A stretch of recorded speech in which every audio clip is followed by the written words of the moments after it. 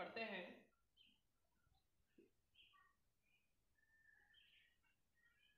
वायुमंडल की संरचना। वायुमंडल की संरचना। तो वायुमंडल को ऊर्ध्वाधर रूप से 5 भागों में विभाजित किया गया है। नंबर 1 अक्षोमंडल, जिसे ट्रोपोस्फेयर बोलते हैं।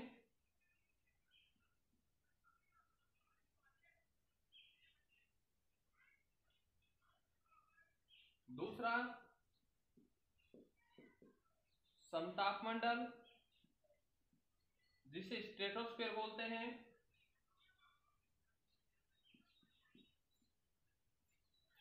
तीसरा मध्यमंडल,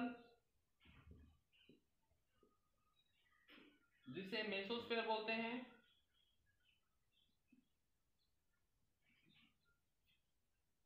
चौथा आयनमंडल, जिसे आयनोस्फेयर बोलते हैं।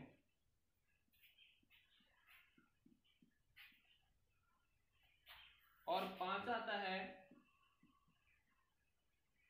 बहिर्मंडल, जिसे एक्सोस्फेयर बोलते हैं।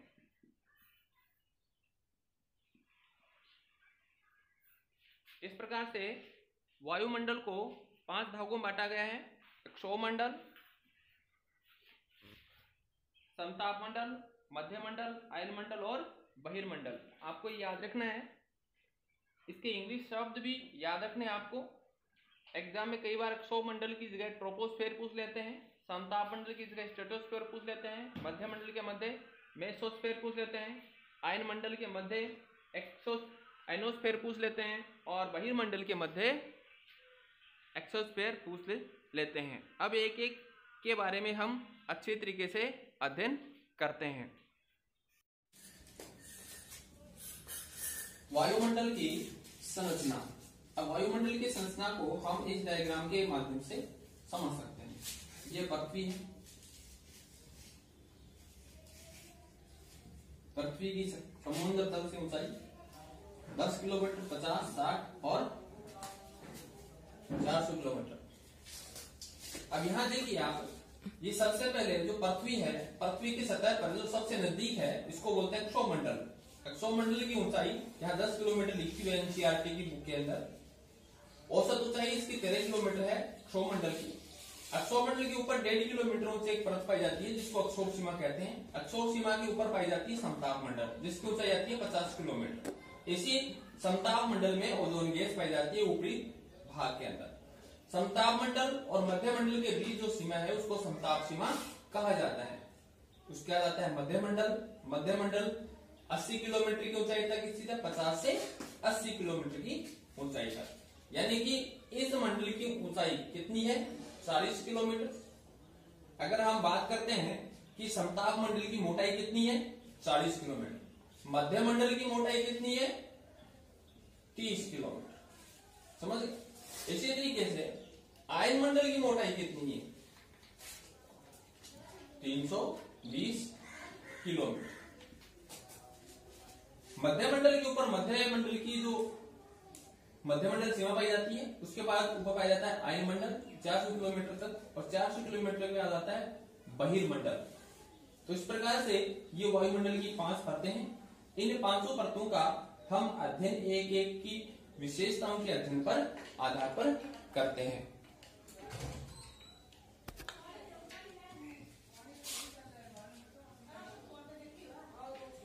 सर्वप्रथम हम अक्षोमंडल के बारे में अध्ययन करते हैं। सबसे पहले हम इस ऊंचाई का आकलन करते हैं। इसकी औसत ऊंचाई 13 किलोमीटर है।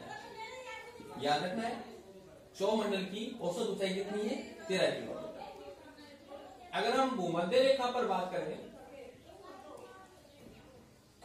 भूमध्य रेखा पर इसकी ऊंचाई 16 से 18 किलोमीटर और ध्रुवों पर इसकी ऊंचाई पाई जाती है 8 से 10 किलोमीटर। यानी कि ध्रुवों पर ऊंचाई कम पाई जाती है, भूमध्य रेखा पर ऊंचाई अधिक पाई जाती है। इसका कारण ये है कि भूमध्य रेखा पर संवहनीय तरंगें उत्पन्न होती हैं, ये तापमान को काफी ऊंचाई तक ले जाती है, और ध्रुवों पर वर्ष भर शीतल प्रदेश रहता है, बर्फ जमी रहती है, इसलिए ये प्रदेश में अधिक ऊंचाई पर क्षोभमंडल का विस्तार नहीं पाया जाता है।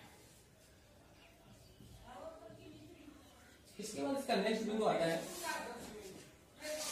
कि क्षोभमंडल में ऊंचाई के साथ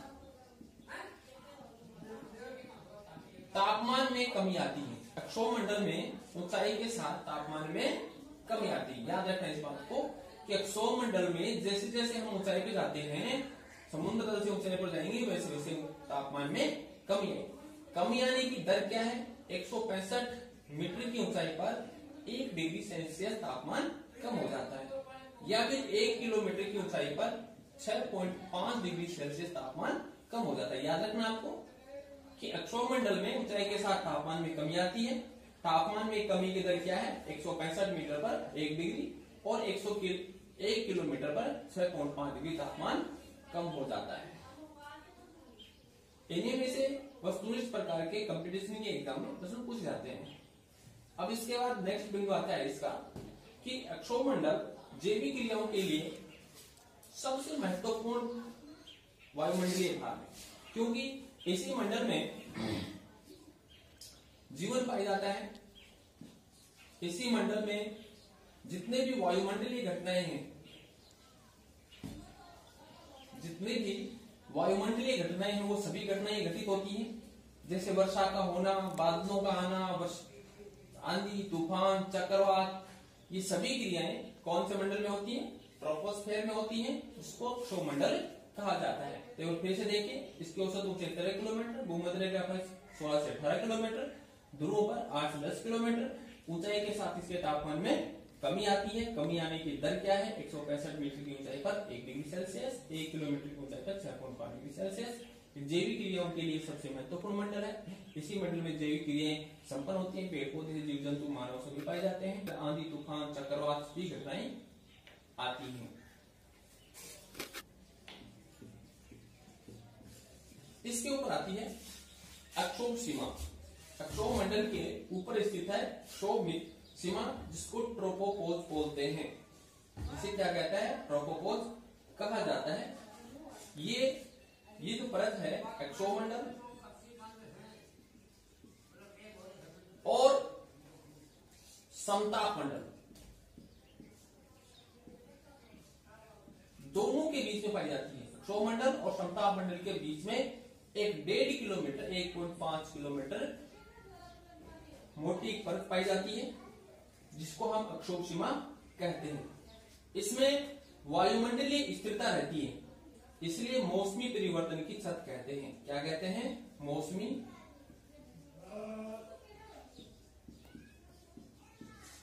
परिवर्तन की छत कहा जाता है। अभी क्वेश्चन आता है एग्जाम में कि मौसमी परिवर्तन की छत किसे कहते हैं? अक्षोभ सीमा को कहा जाता है। इसकी मोटाई कितनी है? 1.5 किलोमीटर पाई जाती है। अगर इसके तापमान की बात करें तो विषुवत रेखा के ऊपर यानी भूमध्य रेखा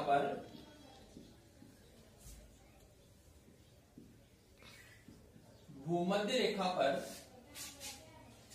इस क्षोभ मंडल में हवा का तापमान, क्षोभ मंडल में हवा का तापमान कितना पाया जाता है? -80 डिग्री सेल्सियस। यानी भूमध्य रेखा पर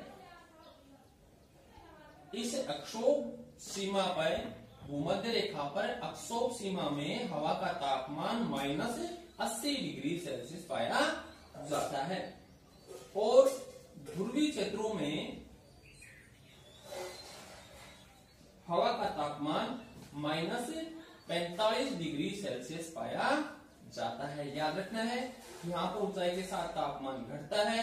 घटने की दर भूमध्य रेखा क्षेत्रों में ज्यादा है, ध्रुवीय क्षेत्रों में कम पाई जाती है। इसलिए आप ध्यान रखना है कि भूमध्य रेखा के ऊपर क्षोभ सीमा का तापमान कितना है?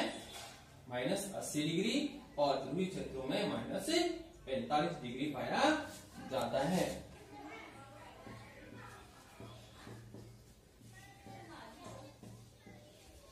समताप मंडल यानी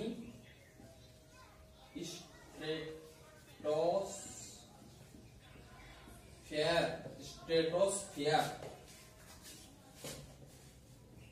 देखिए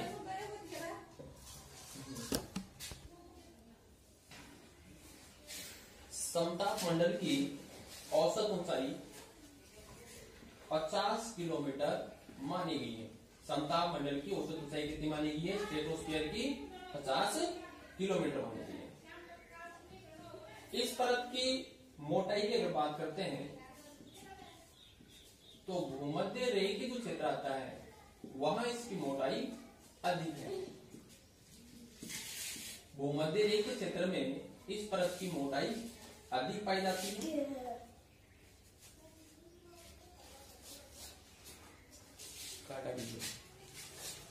स्ट्रेटोस्फियर कहते हैं इसको, याद रखना आपको। स्ट्रेटोस्फियर इस मंडल की ऊंचाई 50 किलोमीटर मानी गई है।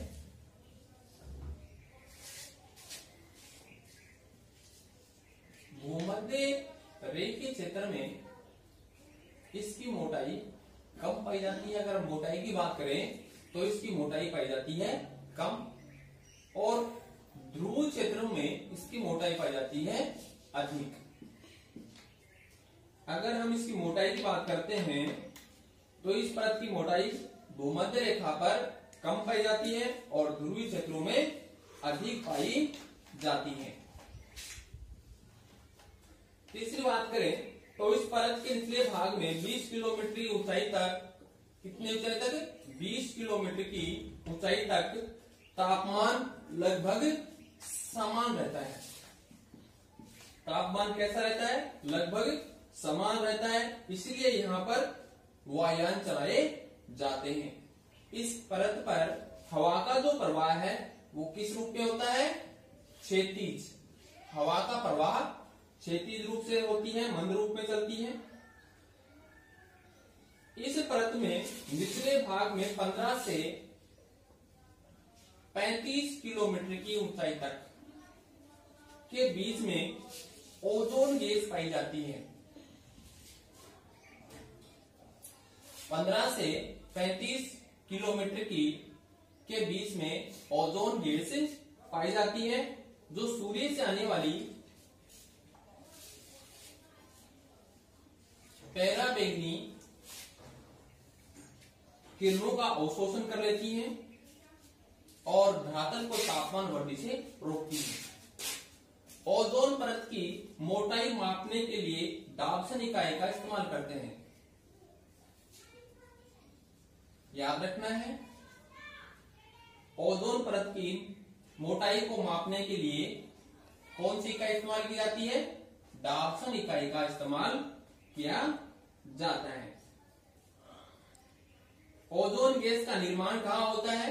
ओजोन गैस का निर्माण होता है भूमध्य रेखा के ऊपर, और जमाव कहां पाया जाता है?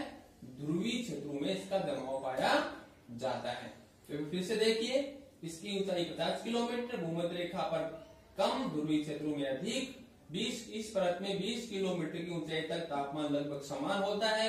यहाँ का वायु का मंद प्रवाह क्षैतिज रूप से होता है। कैसा होता है? क्षैतिज रूप से होता है। जबकि अक्षोमंडल में ध्रुवाधर और क्षैतिज दोनों तरीके से वायु प्रवाह होता है। इस मंडल में ओजोन गैस किसके बीच में पाई जाती है? 15 से 35 किलोमीटर की ऊंचाई तक पाई जाती है। ओजोन गैस का उपयोग क्या है? पराबैंगनी किरणों को रोकना। ओजोन गैस की मोटाई मापने के लिए कौन सी इकाई इस्तेमाल करते हैं? डाल्टन इकाई का इस्तेमाल किया जाता है। इस समताप मंडल में यहां संघनन के विशिष्ट प्रकार के मुक्ताभ मेघ उत्पन्न होते हैं।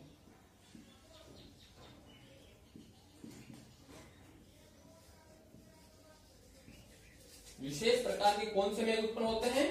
मुक्ताभ मेघ उत्पन्न होते हैं, जिसको नोटिल्यूसेंट कहा जाता है। इन मेघों को क्या बोलते हैं?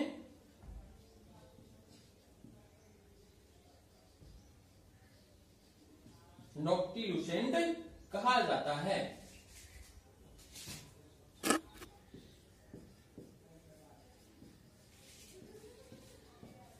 समताप सीमा। समताप जो सीमा है ये समताप मंडल तथा मध्य मंडल इन दोनों के बीच में पाई जाती है। यहां पर दोनों के मध्य में इसका विस्तार पाया जाता है। इस समताप सीमा में तापमान वृद्धि धीरे धीरे कम होने लगती है और मध्य मंडल प्रारंभ होना शुरू कर देता है। आता है मध्य मंडल। मध्य मंडल का विस्तार 80 किलोमीटर की ऊंचाई तक पाया जाता है। कितने किलोमीटर तक? 80 किलोमीटर। मोटाई कितनी है इसकी? 30 किलोमीटर। इस मंडल की मोटाई है 30 किलोमीटर और ऊंचाई है 80 किलोमीटर तक। इस परत में ऊंचाई बढ़ने के साथ साथ तापमान कम होने लगता है। जैसे जैसे ऊंचाई बढ़ेगी वैसे वैसे तापमान कम होता चला जाएगा। अर्थात 80 किलोमीटर की ऊंचाई तक 80 किलोमीटर की ऊंचाई तक तापमान -100 डिग्री सेल्सियस तक पहुंच जाता है। क्या? कितना? -100 डिग्री सेल्सियस तक पहुंच जाता है। अंतरिक्ष, अगली बिंदु है इसमें, अंतरिक्ष से आने वाले उल्कापिंड, अंतरिक्ष से आने वाले उल्कापिंड इस परत में जलकर नष्ट हो जाते हैं। अंतरिक्ष से जो उल्कापिंड आते हैं वो इस परत में पहुंचकर क्या हो जाते हैं? जलकर नष्ट हो जाते हैं। इस मध्य मंडल के ऊपर एक आती है मध्य सीमा कहते हैं, जिसको मेसोपोज कहा जाता है। मेसोपोज कहा जाता है। इसमें मध्य मंडल और आयन मंडल, मध्य मंडल और आयन मंडल के बीच में स्थित परत जो पाई जाती है उसको क्या बोलते हैं? मध्य सीमा कहा जाता है। यहां न्यूनतम तापमान की एक निश्चित सीमा होती है। इसके बाद आता है आयन मंडल।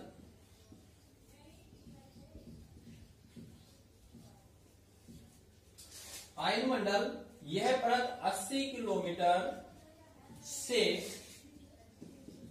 400 किलोमीटर तक पाई जाती है। इसका विस्तार पाया जाता है कहां से? 80 किलोमीटर से लेकर के 400 किलोमीटर तक। यानी कि मध्य मंडल से लेकर के और 400 किलोमीटर तक इसका विस्तार पाया जाता है। इस परत की सबसे बड़ी विशेषता क्या है?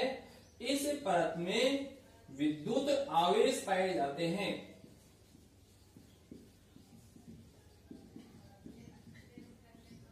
विद्युत आवेश कण पाए जाते हैं, जिसे के कारण से इसको आयन मंडल कहा जाता है। पृथ्वी से जो भी रेडियो तरंगें,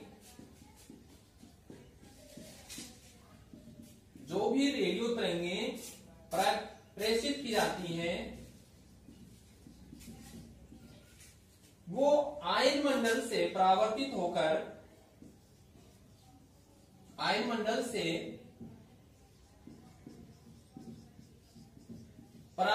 होकर पुनः धरातल पर पहुंचती हैं।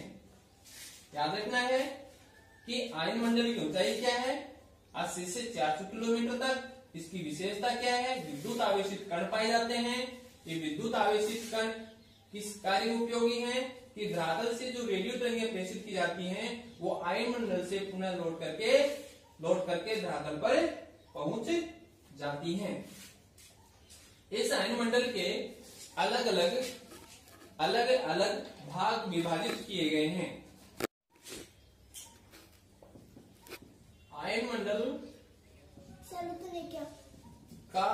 विभाजन। आयनमंडल में अलग अलग परतें पाई जाती हैं।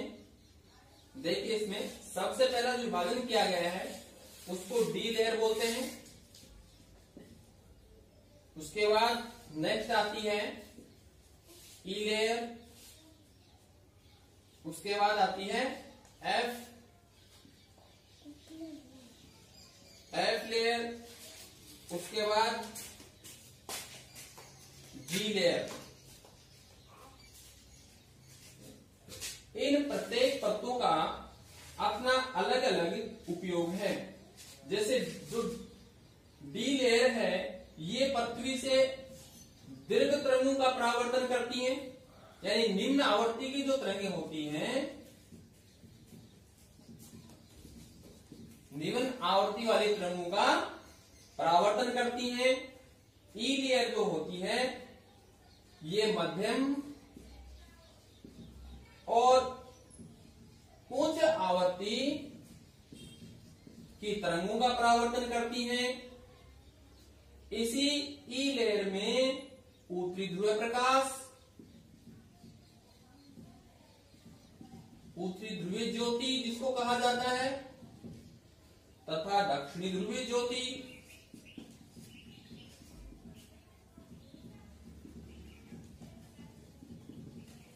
उत्तरी ध्रुवीय ज्योति और दक्षिणी ध्रुवीय ज्योति। उत्तरी ध्रुवीय ज्योति यानी अरोरा बोरियलिस, अरोरा बोरियलिस, और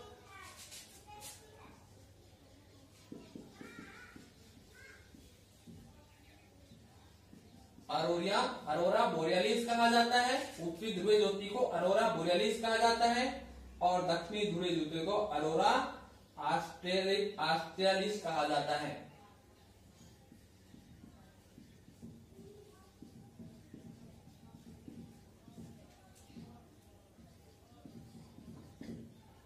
इसके बाद आती है एफ परत।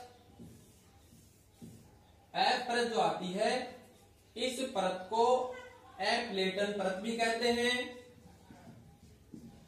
एप्लेटन परत भी कहकर संबोधित किया जाता है। इस परत में मध्यम और लघु तरंगों का परावर्तन होता है, यानी मध्यम और उच्च आवर्ती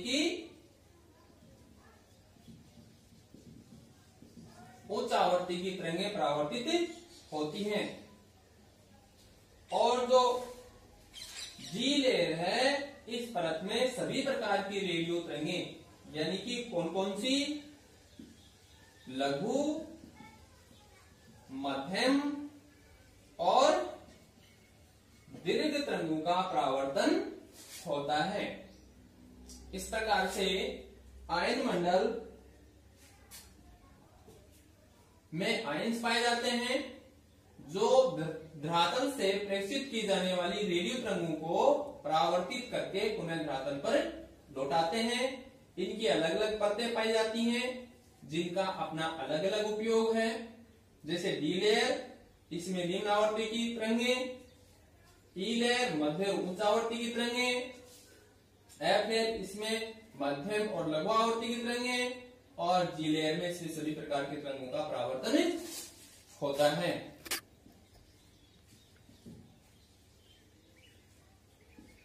बहिर्मंडल, यह वायुमंडल का सबसे बाहरी भाग है जो 400 किलोमीटर से लेकर के अंतरिक्ष में विलीन हो जाता है।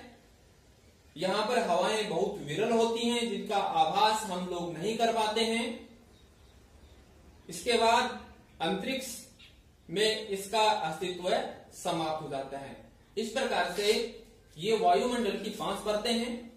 इन 5 परतों के अपने अपने उपयोग और अपना अपना महत्व है, और इसमें से कंपटीशन की एग्जाम में बहुत से प्रश्न पूछे जाते हैं, लेकिन बहुत से लोग इसे सामान्य सा टॉपिक समझकर ध्यान से नहीं पढ़ते हैं, इसलिए वो गलत भी कर देते हैं।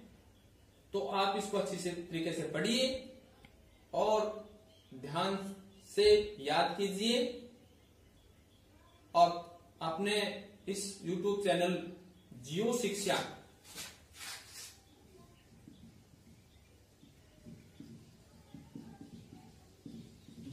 के नाम से जो चैनल है, इस चैनल को सब्सक्राइब कीजिए, बेल का आइकन दबाइए, जिससे आपको ज्योग्राफी के संदर्भ में नए नए वीडियो प्राप्त होते रहें।